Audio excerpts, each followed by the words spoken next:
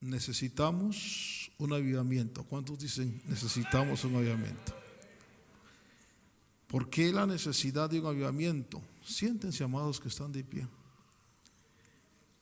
Un avivamiento es necesario cuando la fe se ha enfriado, cuando se ha perdido la visión, cuando personas han vuelto al mundo cuando son ineficaces en el cumplimiento de su misión. Y entonces es importante el despertar espiritual, despertar de que Dios hace. Y a eso le llamamos avivamiento. Ese es el despertar. Y platicábamos un poquito con la iglesia que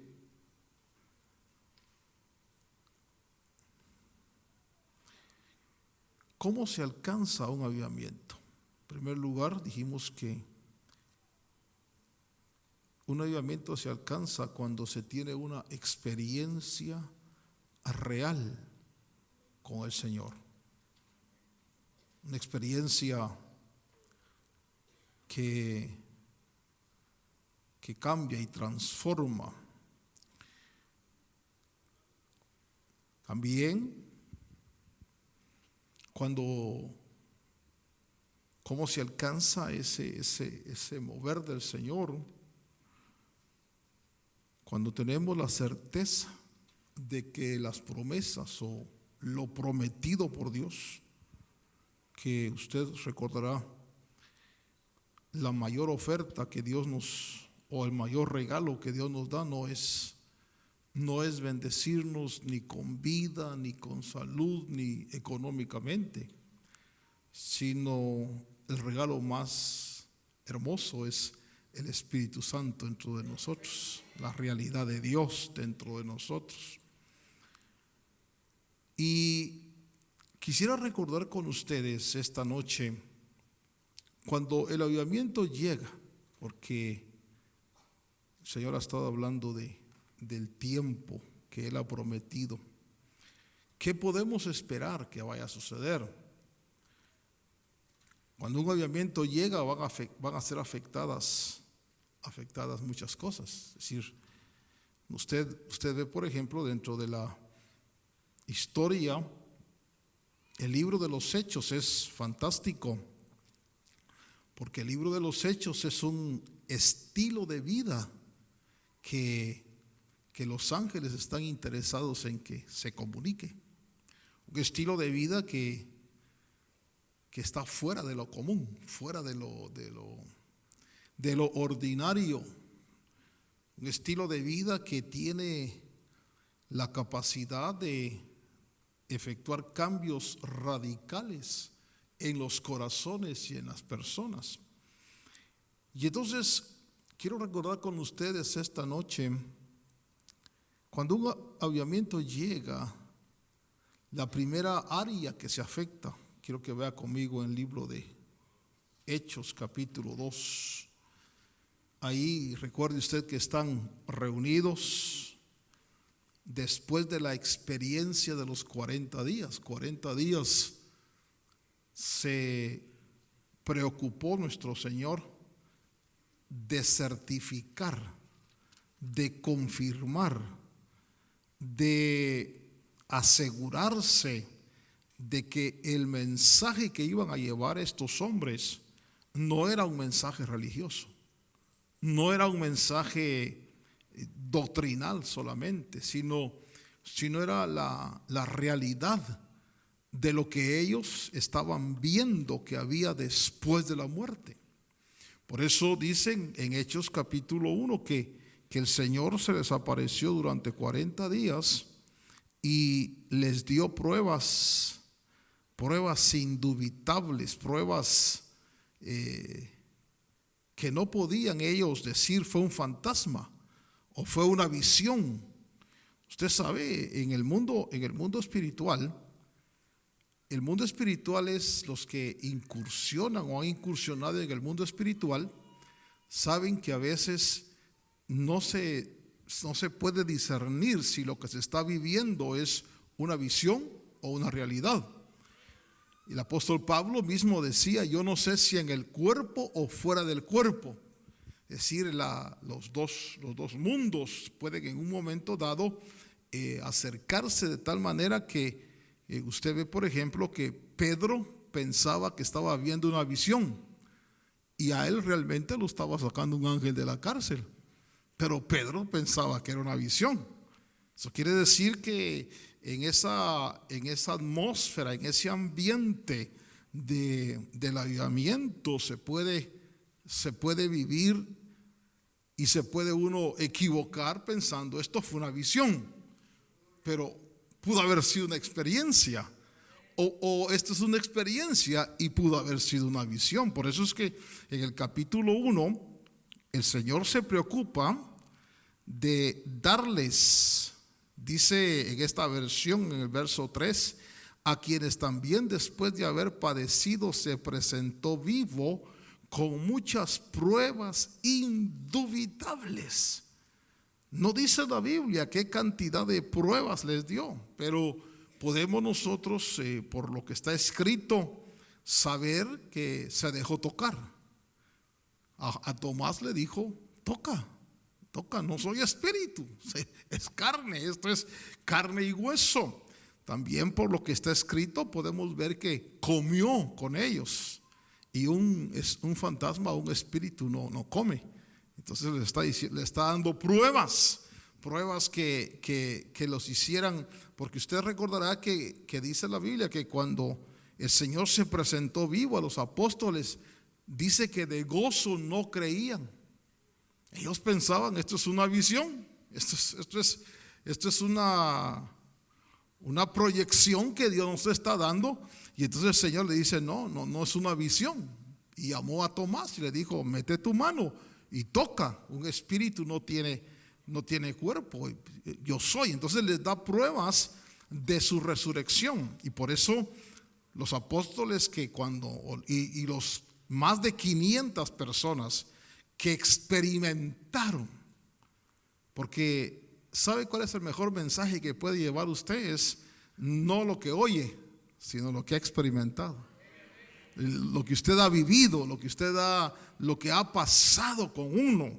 Es el mejor mensaje. Entonces ellos llevaban el mensaje de la resurrección de Cristo, iban a ser testigos de la resurrección de Cristo. Pero ahora en Hechos 2 usted ve que están reunidos, y cuando llega Pentecostés, de repente viene un estruendo del cielo como de un viento recio que corría, el cual llenó toda la casa donde estaban sentados. Y se les aparecieron lenguas repartidas como de fuego, asentándose sobre cada uno de ellos. Me gusta el versículo 4 porque dice: y fueron todos llenos del Espíritu Santo. Y entonces, mire lo que el Espíritu Santo toma. Lo primero que el Espíritu Santo toma y va a cambiar en un avivamiento es nuestro lenguaje.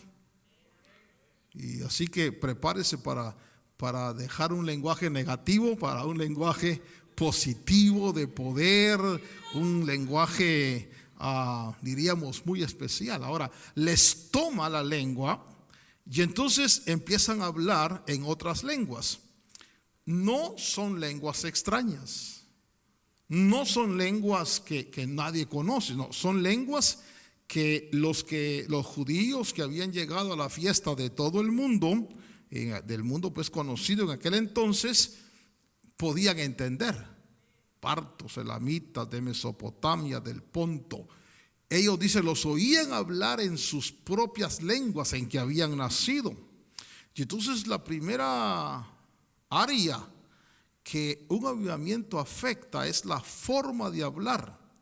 Pero fíjese usted que debemos entender que el Espíritu Santo tomó la lengua de estas personas, porque dice que los oían hablar de las maravillas de Dios. Y entonces ponga muy en cuenta que un avivamiento viene y toma mi lengua para un proyecto de evangelización. O sea, si usted, vamos a hacernos una pregunta aquí, voltéese al que está a su lado y dígale: ¿a cuántos has evangelizado este año? Y posiblemente a ninguno, ¿ah? Posiblemente, porque pues yo creo que he evangelizado a ninguno tampoco, tal vez por radio y por televisión, pero no he tenido la oportunidad de encontrarme a alguien así frente a frente. Y cuando voy de viaje, a veces que voy en el avión, normalmente me duermo, entonces no evangelizo a nadie, ¿verdad? Pero cuando el avivamiento llega, la primera actividad de Dios es tomar el hablar de las personas con un enfoque y un objetivo hacia la evangelización. Si la iglesia realmente avivada es una iglesia evangelizadora. Avivamiento no es danzar, avivamiento no es llorar, eso es parte. Avivamiento, ni siquiera avivamiento es dones del Espíritu, porque eso es parte. El avivamiento es que se enciende de tal manera el amor dentro del corazón que se quiere compartir y se quiere hablar de Cristo. Cuando uno experimenta, ellos experimentaron, hermano, el derramamiento del Espíritu Santo. Dice que les oían hablar de las maravillas de Dios, les oían hablar de las cosas que Dios hacía, de las grandezas de Dios. Y entonces dice, verso 11, les oímos hablar en nuestras lenguas las maravillas de Dios. Es decir, creo que debemos prepararnos para ser buenos evangelistas. Dígale a que está a su lado: prepárate, porque en el avivamiento vas a hablar de Cristo por todos lados, vas a evangelizar. La segunda área que se afecta en un avivamiento, que es fantástica, la vemos en el capítulo 2, en el verso 42. El estilo de vida les cambió, porque dice en el verso 42, vamos a leer el versículo 41: así que los que con gozo recibieron su palabra fueron bautizados, y aquel día fueron añadidos a ellos como 3,000 almas. Y perseveraban. Mire el estilo de vida que agarraron. Perseveraban en la doctrina de los apóstoles, en la comunión, en el partimiento del pan y en las oraciones. De pronto, hermano, estos 3,000 o más que habían, porque en el avivamiento de los Hechos, en el primer mensaje fueron 3,000, en el segundo mensaje fueron 5,000. Ya con 2 mensajes Pedro llena las iglesias. Pero ahora ellos agarran un estilo de vida. No dice perseveraban en ir al cine, ni perseveraban en las telenovelas, sino que dice que perseveraban en la doctrina. De pronto la doctrina, ¿qué es doctrina? Es la forma de vida. Es decir, de repente la doctrina cobra una importancia capital, porque la doctrina es la forma, el estilo de vida. Y la gente quiere saber, bueno, estoy inmerso en este ambiente, pero no lo quiero perder. Entonces, ¿cómo me debo comportar? ¿Cómo debo de caminar? ¿Cómo debo de hablar? ¿Cómo debo de conducirme? Eso es doctrina. La doctrina no es lo que tú y yo sabemos, la doctrina es lo que tú y yo hacemos. Si tu doctrina es buena, es porque tus acciones son buenas. Si tu doctrina es mala, aunque tengas buen conocimiento, está mal. No está mal, sino está mal, ¿verdad? Porque el castellano es bastante hermoso, ¿verdad?, para hablar. Dicen que para enamorar hay que hablar en francés, ¿verdad? Como talez-vous. Eso enamora a las personas. Para hacer negocios es el inglés, es directo, ¿verdad? Deal. Para hablar con Dios es el español. En el español usted puede decir tanto, ¿verdad? Y no dijo nada. Por eso es que surgió el verbo cantinflear, usted sabe, la Real Academia Española ya está registrado que uno puede en español decir tantas cosas y no dijiste nada, no dijiste nada. Pero para hablar con Dios uno se puede expresar en español de una fantástica manera. Entonces el estilo de vida que ellos adoptaron fue que el avivamiento provocó que se dedicaran a la doctrina, a la forma de vida, que se dedicaran a la común unión o fraternidad. En otras palabras, un deseo profundo de congregarse. Hoy en día, por ejemplo, vemos, yo los felicito los que están aquí hoy viernes, y a mí me dijo un pastor, me dijo, tiene una iglesia muy grande y la gente llega a todos los cultos, es increíble. Realmente la gente llega, no como aquí, ¿verdad? Que el martes es viernes, no, ahí todos los cultos están bien llenos. Y entonces me dijo, hermano, yo creo que aquí la gente viene porque no tiene opciones a dónde ir. Entonces, para no aburrirse en casa, se dejan venir todos a la iglesia.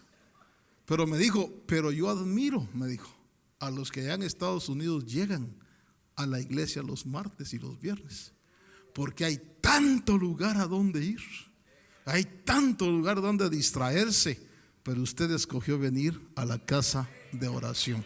Así que lo felicito, porque eso marca que tiene anhelo y deseo de lo de Dios. Entonces, pero en un avivamiento, no solamente la doctrina cobra importancia, sino que dice que se dedicaban a la fraternidad, al deseo de estar congregados, hermano. Por eso es que en un avivamiento los cultos por lo regular los hacen diario, y a veces hasta 2, 3 cultos en el día, porque es el ambiente, la atmósfera, es la gracia que impulsa de tal manera que uno quiere estar siempre en la iglesia, hermano. Y si se hacen 3 cultos al día, uno quiere estar en los 3 cultos al día. Pero eso es parte de esa gracia que Dios derrama en un avivamiento. Y lo otro, dice que perseveraban en el partimiento del pan, que es la comunión con Dios en la Santa Cena, y la oración. Y fíjese qué interesante es que yo no sé a cuánto nos gusta orar.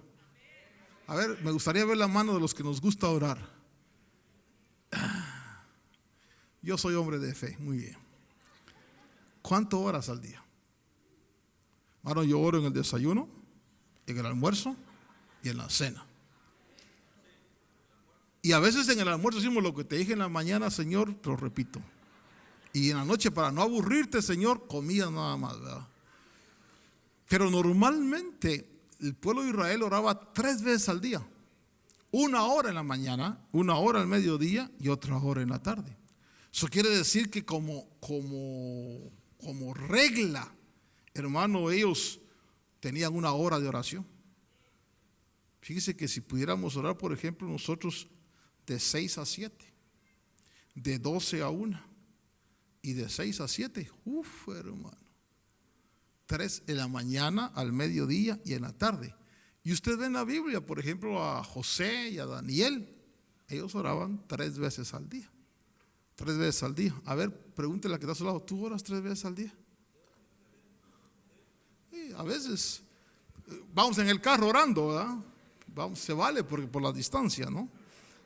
Y nos vamos de regreso del culto orando. Entonces, pero se despertaba o se despertó el espíritu de oración.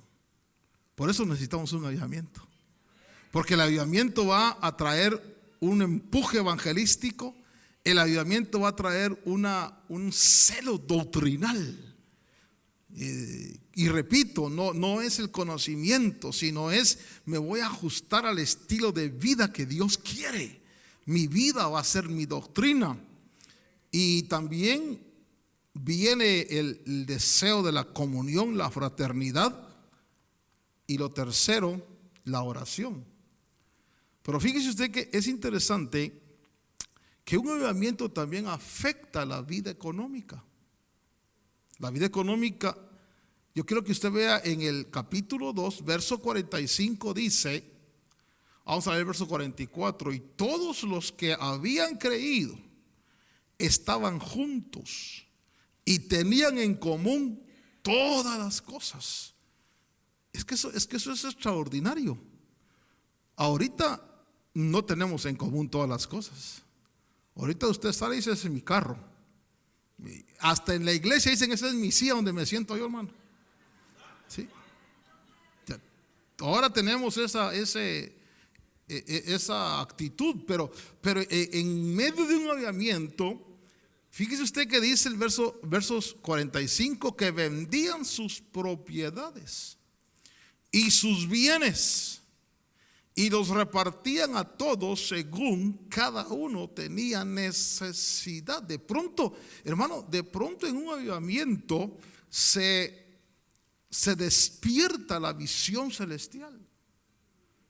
De pronto, nosotros hemos leído en la Biblia, por ejemplo, no os hagáis tesoros en la tierra donde el orín y la polilla corrompen.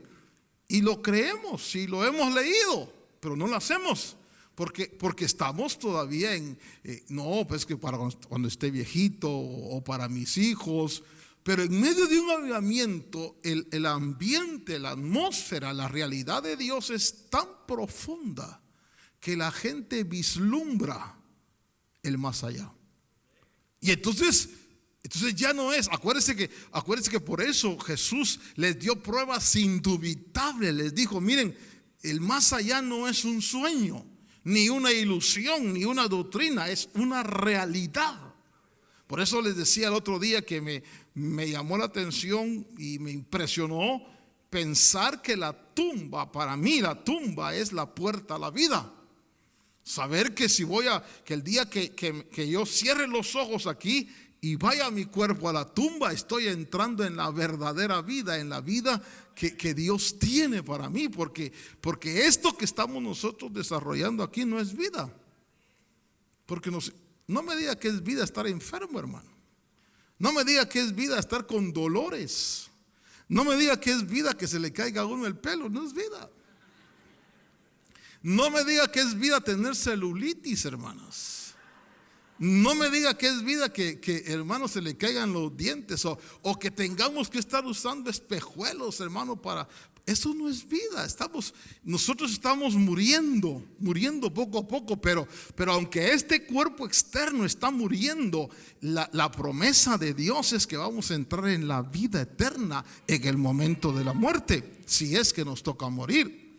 Entonces, cuando las personas tienen una realidad del más allá, fíjese que dice que vendían sus propiedades y sus bienes y los repartían a todos según cada uno tenía necesidad.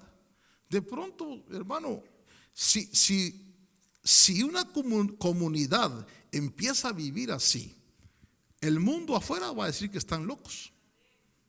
Están locos. ¿Cómo que se están deshaciendo de lo que les costó hacer y repartiéndolo entre todos? Entonces ellos empezaron a vivir en esa atmósfera maravillosa del avivamiento. Entonces la vida económica se ve afectada. Dice, perseveraban unánimes cada día en el templo, partiendo el pan en las casas. Comían juntos con alegría y sencillez de corazón. Si usted alguna vez, espero en Dios que no, pero si usted alguna vez pisó los conocimientos y los linderos comunistas, ahí está el verdadero comunismo. Estos 3 versos le revelan a usted lo que es el verdadero comunismo. Dice, se lo voy a leer otra vez. Perseveraban unánimes cada día en el templo, partiendo el pan en las casas, comían juntos con alegría y sencillez de corazón. Todos los que habían creído, verso 24, estaban juntos y tenían en común todas las cosas. Si alguien, por ejemplo, aquí se la lleva de comunista, vuélvase cristiano. Porque el verdadero comunismo está aquí. Cuando usted sea capaz de despojarse. Por eso a mí me da, perdón, no soy político, pero vale la pena que mencione esto. Países que se la llevan de comunistas, de socialistas, como Cuba, y cuando muere el viejo ese, 800 millones en su cuenta de banco. ¿Y dónde está su comunismo? ¿Y dónde está su socialismo? Sí, es una falsedad, es una mentira. Por eso Dios tenga misericordia de esos países, porque esos que suben así con esa ideología, lo único que suben es con un hambre descarado de hacerse ricos y de quedarse con todo. Y no lo digo por ningún Maduro que esté en el poder. Han de estar verdes todos. Y entonces la vida económica y el crecimiento del amor se ve afectada en un avivamiento. O sea que si usted tiene un esposo tacaño, dígale: Señor, avívalo, avívalo.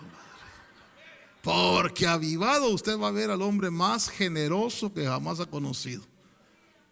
También afecta, fíjese usted, en Hechos capítulo 4, quiero que vea en el versículo, recuerde que le dije que le estoy recordando lo que ya sabemos, porque yo quiero vivir cosas así, hermano. Yo quiero vivir esa dimensión donde uno está tan metido en el cielo que todo aquí se pone. Mire, eso de comer juntos con alegría y sencillez de corazón, eso es bien bonito, hermano. Eso de donde juntos todos comiendo pero ahí dice con alegría y con sencillez de corazón, hermano. Quizás llegue el tiempo que tengamos, ahora que el Señor nos permita terminar nuestra cocina, ¿verdad? Tengamos que tener cultos varios por lo que Dios ha estado diciendo que viene. Y qué bonito es comer juntos con alegría y con sencillez de corazón. Aunque sean tamales todos, ¿verdad? O tacos al pastor, al apóstol no, al pastor. Hechos 4, en el verso 1, fíjese que un avivamiento también tiene sus opositores. Dice ahí en el verso 1 que hablando ellos al pueblo, los sacerdotes y los magistrados del templo y los saduceos vinieron sobre ellos. Esta versión dice: resentidos de que enseñasen al pueblo y predicasen en Jesús la resurrección de los muertos. Y les echaron mano y los pusieron en la cárcel hasta el día siguiente, porque era ya tarde. El celo religioso, la confrontación. Hay mucha gente religiosa y hay mucha gente que ha hecho de la religión una doctrina de odio, una doctrina de rencor, una doctrina de imposición. Y cuando un avivamiento se da, como el avivamiento penetra en las esferas, en todas las esferas, hermano, porque de tal manera te impacta la presencia de Dios, que tú afectas a gente en el trabajo, afectas a gente en la escuela, afectas a gente en la familia. Y entonces eso generó celo, un celo religioso, un celo que provocó oposición. El capítulo 5, versículo 17 dice: entonces se levantó el sumo sacerdote y todos los que estaban con él, que es la secta de los saduceos, y se llenaron de celos. Pero ¿cuál era, hermano? ¿Cuál era el centro del mensaje del avivamiento? Cristo ha resucitado. Es que no hay otro mensaje más impactante. Por eso si estamos llegando al tiempo del cumplimiento que Dios dijo del avivamiento, van a empezar a suceder experiencias personales muy profundas,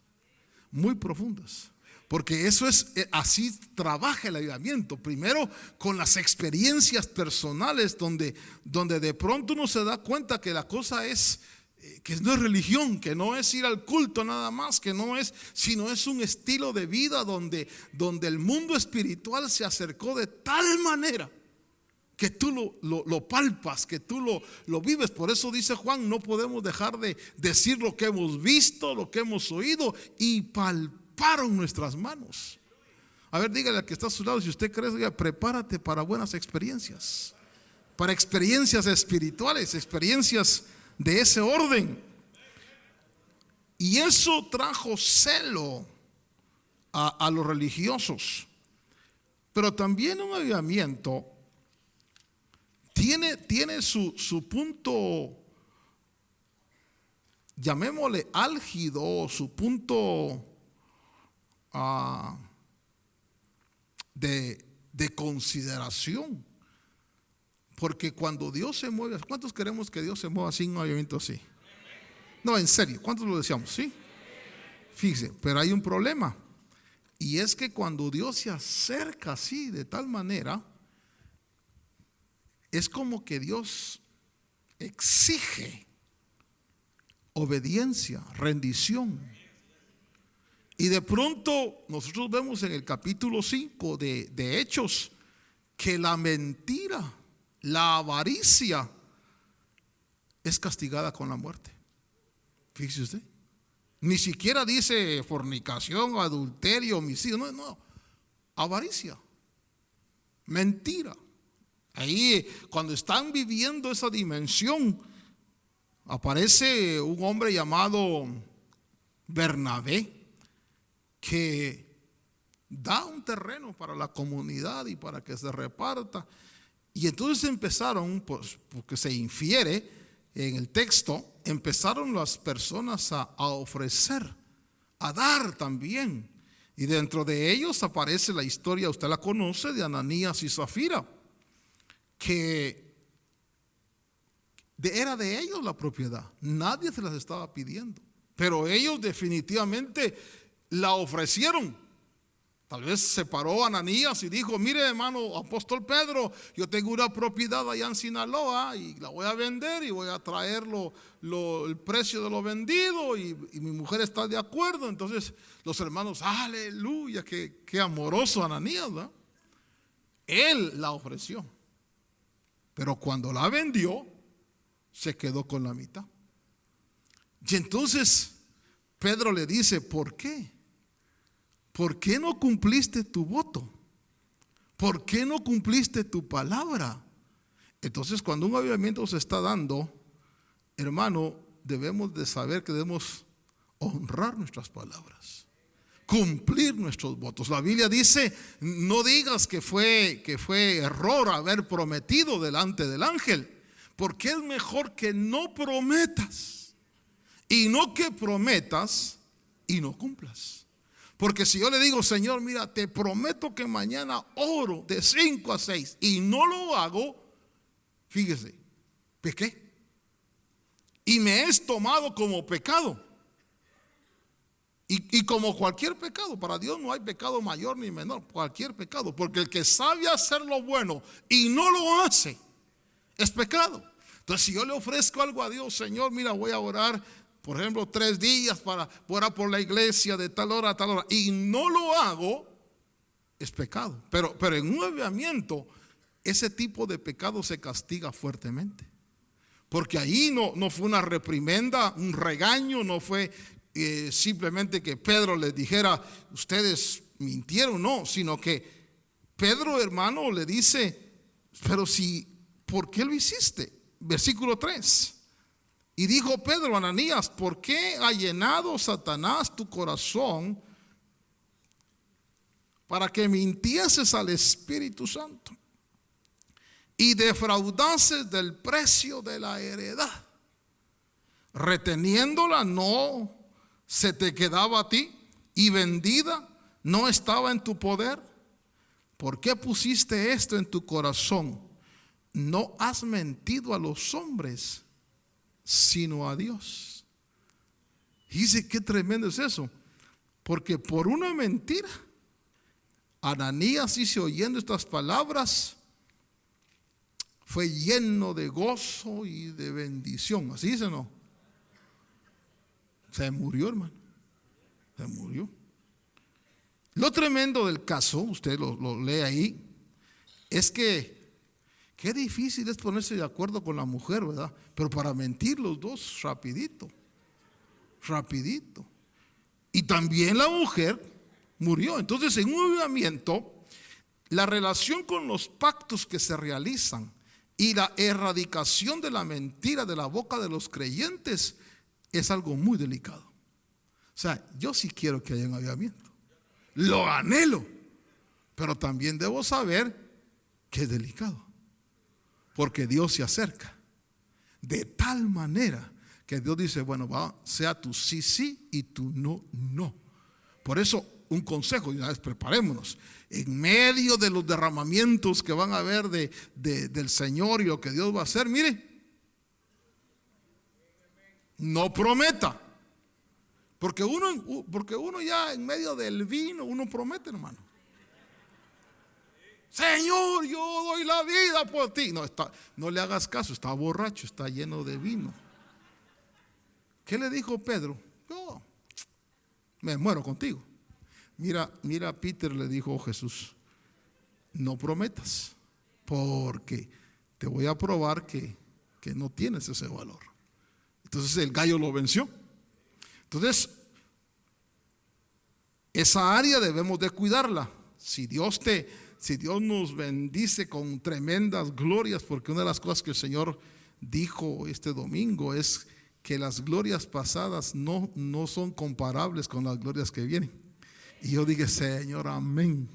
Lo que viene no creo que lo hayamos vivido, no creo que lo hayamos experimentado.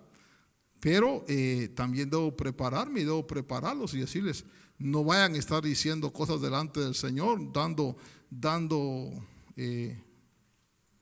pactos o promesas que no van a cumplir porque son pecado.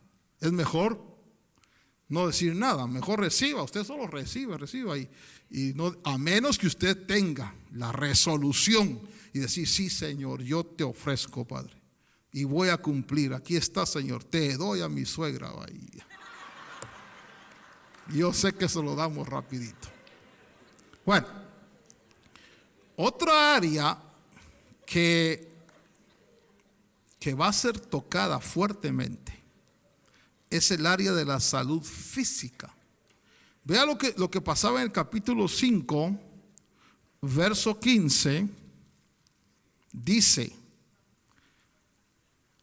y note el versículo 14, dice, y más creyentes se añadían al Señor, multitudes así de hombres como de mujeres, tanto que sacaban los enfermos a las calles y los ponían en camas y en lechos, para que al pasar Pedro a lo menos su sombra cayera sobre alguno de ellos.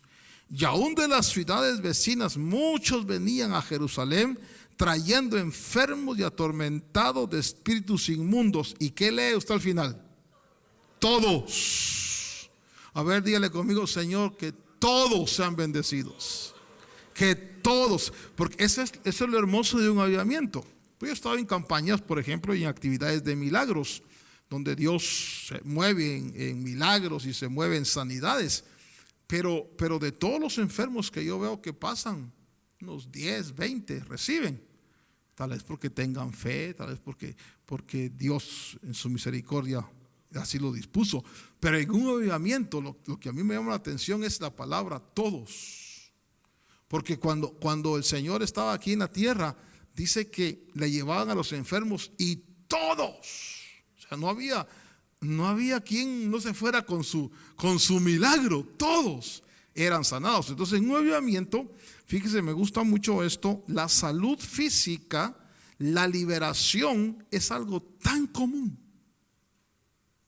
Y ahí es porque hay dones de sanidad y dones de milagros que se realizan. Por ejemplo, en el caso de si usted observa aquí, el avivamiento no estaba en la iglesia, no estaba en el templo, estaba en las calles.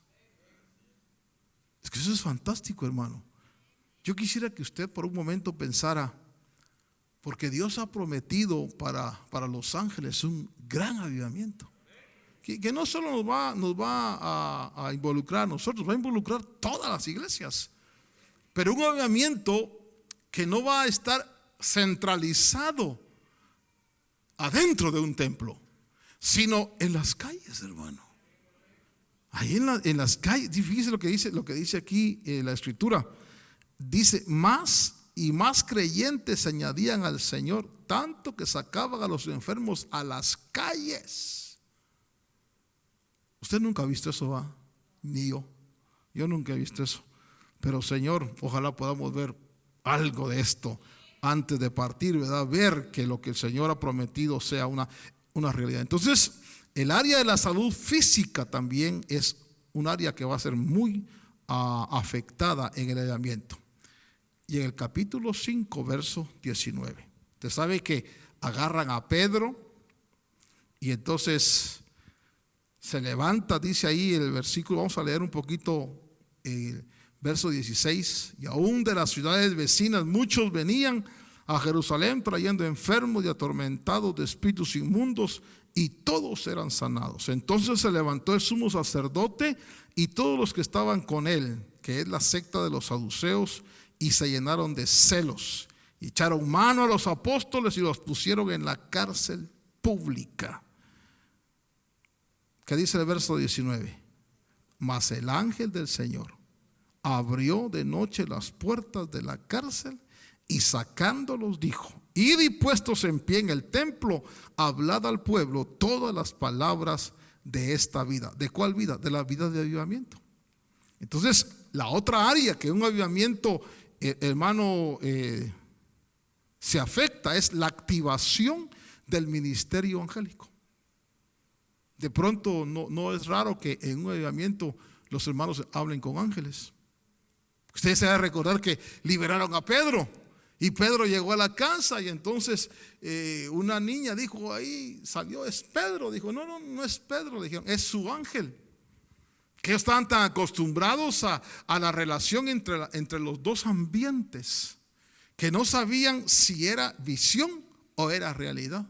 No sabían si realmente era Pedro o era el ángel que cubría a Pedro. Pedro no sabía si era visión o era realmente que el ángel lo estaba sacando. Entonces un avivamiento también provoca la activación fuerte del ministerio angélico. Ahora, ¿para qué se activa el ministerio angélico? Para la defensa y liberación de los predicadores. Pero es quiere decir que el celo, si usted y yo queremos vivir un avivamiento y que va a provocar, también van a haber momentos difíciles. Me atrevo a contarles, yo pude ver si es que eso es lo que va a pasar. Yo pude ver cómo éramos perseguidos los predicadores por los religiosos y cómo querían agarrarlos para que se callaran, para que no se predique. ¿Sí? Es parte de un avivamiento. Entonces el mundo angélico se activa para la defensa de la predicación. ¿Por qué? Porque en un avivamiento, les repito las 7 cosas que afectan un avivamiento. Primero, mi forma de hablar. Segundo, mi estilo de vida. Tercero, mi vida económica. Cuarto, el conflicto con la religión. Quinto, la realidad del temor por los pactos que se hacen. Sexto, la salud física. Y séptimo, el mundo angélico. Y entonces, esas 7 cosas son las mínimas que dejó en la escritura que nosotros podemos esperar que un avivamiento traiga. Por eso, ¿qué hacer? Y con esto voy a cerrar. Yo anhelo vivir eso. Pero para vivir eso, tengo que tener una experiencia personal con el Señor. Tengo que tener una certeza. Tengo que tener fe y certeza en la promesa del Espíritu Santo. Tengo que no estar pendiente de una visión escapista, sino de qué voy a hacer aquí con el Señor. debo de entregarme a la oración y a la unanimidad con los hermanos, y sobre todo estar en esa realidad que estuvieron en Hechos 2. Déjenme cerrar mi pensamiento de esta noche leyéndole a usted. Dice: cuando llegó el día de Pentecostés, estaban todos, por favor repita conmigo, todos unánimes. ¿Qué es unánimes? Una misma alma, un mismo deseo, un mismo anhelo, o algo, Señor, lo necesitamos, todos necesitamos, y debemos unirnos con la oración de Habacuc, que Habacuc dijo: Señor, aviva tu obra en medio de los tiempos. ¿Por qué tenemos que estar en unanimidad? Porque es en esa unanimidad donde descendió el Espíritu Santo. Y yo quisiera que esta noche usted dijera: Señor, yo anhelo eso, yo deseo eso. Y recordar estas cosas es para mí como querer despertar en usted otra vez ese deseo, ese anhelo de desear que podamos vivir esa atmósfera. Señor, danos esa bendición de poder experimentar un derramamiento así, que pueda afectar nuestras vidas, pueda afectar nuestras familias y nuestra comunidad. ¿Quiere usted orar conmigo un momentito mientras hacemos un fondo con el piano?